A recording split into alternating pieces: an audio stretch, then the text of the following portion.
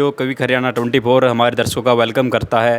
आज हमारे साथ एक सर मौजूद है। हम इनसे जो आजकल वर्तमान में युवाओं की जो समस्याएं है, बेरोज़गारी की समस्या लगा लो आप, और या ध्यान एकाग्रता नहीं रह रही है, उससे रिलेटेड जो समस्याएं रहती है, सब कुछ है हम जानते हैं। एक बार वो किस प्रकार से निजात पा सकते हैं, किस प्रकार से समस्या सर आ रही है जो ध्यान नहीं है युवाओं का, एकाग्रता के बारे में क्या कहना चाहोगे? देखो, जो आजकल के युवा हैं ना, उनका फोकस एक जगह नहीं है। ना तो उनके कैरियर में है, ना ही उनको कुछ नया सीखने में है, ना कि उनको भारत भ्रमण में है, भाई एक्सप्लोर करना है हमें चीज़ें। क्यों नहीं है वो बता देता हूँ। हमारा जो युवा है ना, वो एक नकलची बंदर बन चुका है। वो कैसे? पड़ोस में से कोई बड़ी गाड़ी ले आता है तो सोचता है मैं गाड़ी कैसे लेके आऊँ। ये वाला पड़ोसी कोई बड़ा बिजनेस कर लेता है, सोचा यार मैं भी ये वही बिजनेस कर लूँ। उससे दूसरा पड़ोसी या रिश्तेदार उसका कोई सीए कर लेता है, कोई यूपीएससी कर लेता है, तो वो सोचता है यार ये भी ठीक है, ये भी कर लेता हूँ। तो वो हमेशा नकल करने पे जुटा रहता है। उसको ये ही नहीं पता कि तू क्या कर सकता है, तू किस लिए पैदा हुआ है, तू कुछ है अकेला। हर आदमी की अपनी कैपेबिलिटीज़ हैं, अपनी एबिलिटीज़ हैं, लेकिन वो क्या सोचता है कि मैं बंदर हूँ। वो खुद में कॉन्फिडेंस नहीं है युवाओं को, उनमें खुद में कॉन्फिडेंस की कमी नहीं है, आत्मविश्वास नहीं है खुद का कि मेरे अंदर क्या है जो मैं बेस्ट कर सकता हूँ। युवा देख रहा है अपने आस पड़ोस को, अपने रिश्तेदारों को, पैसे को। मौसी के लड़के ने सीए कर लिया, अच्छी इनकम आ रही है, मौसी बोल लेगी उसको तू भी ये कर ले, वो भी कर लेगा पैसे के लालच में। ये ऐसे भटक रहा है। घर वाले बोल देखा देखी हो रहा है काम। अब वो खुद कई बार वो भी कंफ्यूज हो जाता है, यार तो वैसे तो यूपीएससी कर रहा है, लेकिन यूपीएससी से कुछ हो नहीं रहा, 4-5 साल लगा दिए तूने कोचिंग में, तो क्यों ना सीए ही करके देख लूँ। जब उसमें ये बात आ जाती है ना, क्यों ना सीए ही करके देख लूँ, तो इसका मतलब है उसका सेल्फ कॉन्फिडेंस नहीं है। उसको पता ही नहीं कि तू यूपीएससी क्यों कर रहा है 5 साल से, क्यों की तूने, शुरुआत ही क्यों की। उसने शुरुआत भी देखा देखी से ही की थी। हम एक लाइन पे हैं, उसको अगर हम छोड़ रहे हैं तो वो समझ लो वो हमारी लाइन थी ही नहीं, वो देखा देखी की लाइन थी। एक जैसे जो आजकल स्टूडेंट है 10th तक तो अपना जैसे जिस प्रकार से क्लास है जैसे पढ़ाई करता है, लगातार करता रहता है, लेकिन 12th के बाद अपना वो टारगेट सेट नहीं कर पाता। वो अलग अलग फील्ड में जाने की कोशिश करता है और फिर अपने टारगेट से विचलित हो जाता है। तो उसके बारे में कुछ सर? जो सच्चाई है ना, वो सारा खेल है एनर्जी का। ध्यान से सुनना, 10वीं में बच्चे की एनर्जी कुछ और लेवल की होती है। 10वीं में वो सोचता है कि मैं बहुत बड़ा साइंटिस्ट बनूंगा, रॉकेट लॉन्चर और एरोनॉटिक्स ऐसे ऐसे सोचता है वो, बड़ा इंजीनियर, साइंटिस्ट, स्पेस रिसर्चर, ये सोचता है। 12वीं में आता है जब, उसको थोड़ी सी समाज की, थोड़ी सी अपनी, वो कितने पानी में है पता चलता है। तो 12वीं में उसके टारगेट हो जाते हैं, चलो इंजीनियर बन जाता हूँ, छोटा ही सही, चलो यूपीएससी कर लेता हूँ जैसे भी गिर पड़ के। जब वो बीए में जाता है तो उसका सेल्फ कॉन्फिडेंस और ख़त्म हो जाता है। बीए में जाके वो सोचता है कि 10,000 की नौकरी मिल जाए वो भी काफ़ी है। तो टाइम बाय टाइम उसमें जो एनर्जी थी, उसका सेल्फ कॉन्फिडेंस था, वो ख़त्म हो गया। वो समाज को देख के, उसके आसपास वालों को देख के जो उसको कोसते हैं बार बार कि तू कुछ नहीं कर पाएगा, तू कहाँ साइंटिस्ट बड़ा, तू छोटा ही बन जा। वो अपने आप को इतना कमज़ोर समझ चुका है कि मुझे कॉलेज के बाहर 20 की 10 की जो मिल जाए, मेरा खाना पूर्ति हो जाए, काफ़ी है। जो उसके सपने थे 10वीं में, वो मर चुके हैं। उसकी एनर्जी ने मारे, उसके सेल्फ कॉन्फिडेंस ने मारे, ठीक है। दूसरा, उसके आसपास का जो देखा देखी था, उस इन्वायरमेंट ने मारे। किसी ने कुछ किया, किसी ने कुछ किया, और वो फील्ड बदलता रहा, एक फील्ड पे फोकस नहीं किया उसने। तो ये बीमारी है।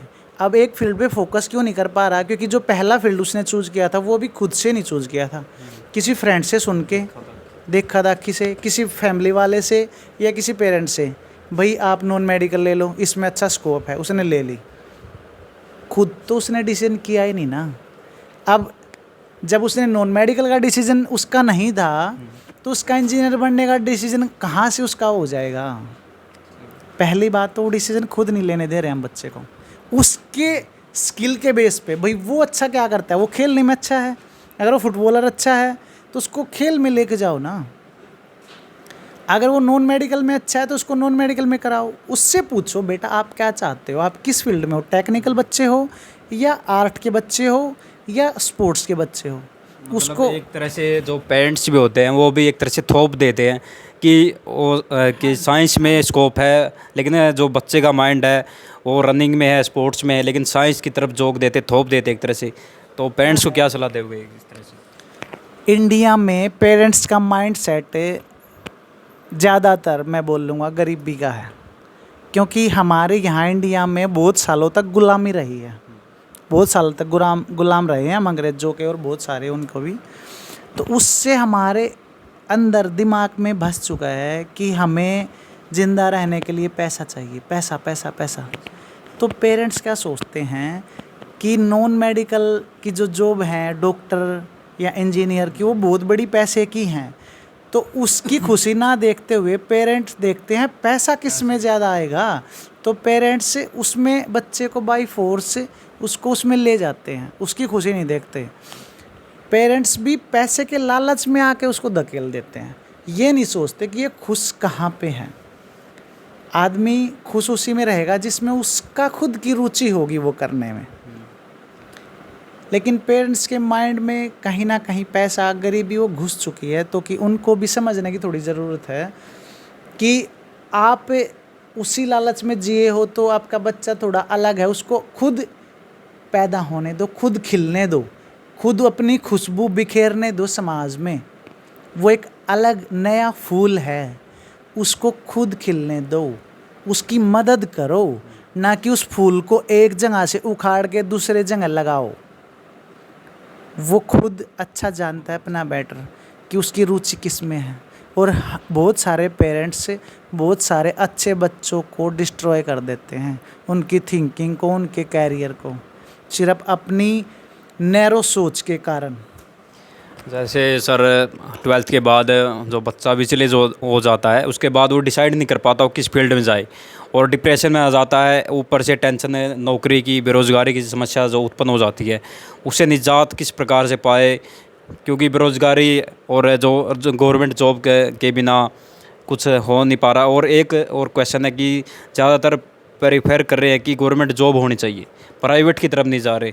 ठीक है, देखो जिनको गवर्नमेंट जॉब जाना है उनको अच्छी लगती है, कोई नहीं जाएं, लेकिन गवर्नमेंट जॉब की तैयारी 1-2 साल करें, अच्छे से करें, अपने बेस्ट दे के करें। अगर 1-2 साल में नहीं हो पा रहा उनसे तो उसको छोड़ देनी चाहिए, क्योंकि उसके बाद वो खुद को भी धोखा दे रहा है, पेरेंट्स को भी धोखा दे रहा है। उसको पता है कि 2 साल तूने ट्राई किया, कॉलेज के बाद नहीं हो रहा तो तुझसे नहीं होगा।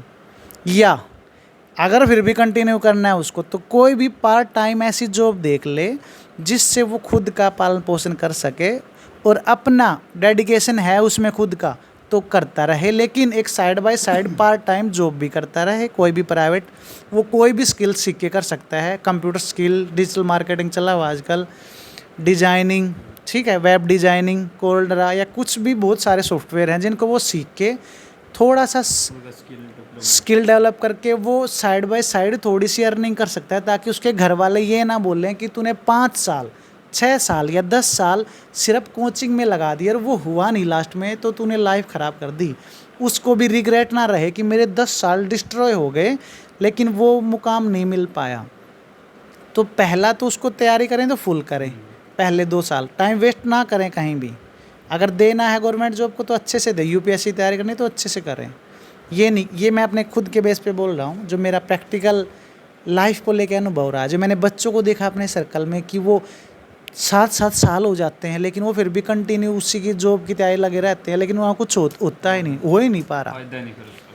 घर वालों का पैसा नुकसान हो रहा है, उसको सक्सेस नहीं मिल रही कैरियर में, उसकी शादी नहीं हो पा रही, बहुत सारे अड़चने हैं जो आ जाती हैं, फिर वो अटकी की अटकी पड़ी रहती है। तो साइड बाय साइड कोई जॉब देखे, या अगर उसको जॉब ही करनी है जो कोचिंग वाला नहीं है तो उसको अपना कोई भी स्टार्टअप स्टार्ट कर सकता है। स्टार्टअप से कोई भी छोटा बिजनेस वो अपना शुरू कर सकता है। बहुत सारे नए बिजनेस इंडिया में शुरू हो चुके हैं। अब तो बहुत सारे स्कोप भी हैं, डाटा एनालिस्ट में बहुत जॉब है, डाटा रिसर्च आप बन सकते हो।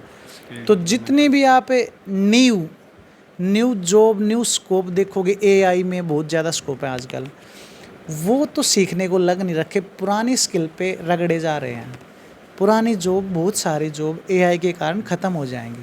तो हमें इस समाज के, इस सॉफ्टवेयर के साथ साथ अपग्रेड होता रहना पड़ेगा। वही नई स्किल, नई जॉब हम ढूंढ सकते हैं उसके साथ साथ।